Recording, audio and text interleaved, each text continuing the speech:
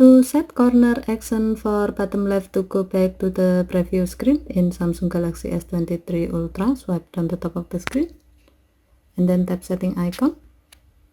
Scroll down the screen to find accessibility. Tap accessibility and then tap interaction and dexterity. Scroll down the screen. Under mouse and physical keyboard section, tap auto action after pointer stop. Under corner action section, tap bottom left. Scroll down the screen and then tap the gray on off switch next to back to enable this option.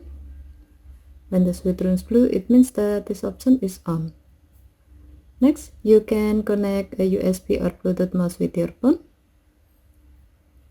Once done connecting, now you can easily go back to the previous screen by hovering and stopping your mouse pointer on the bottom left corner of the screen.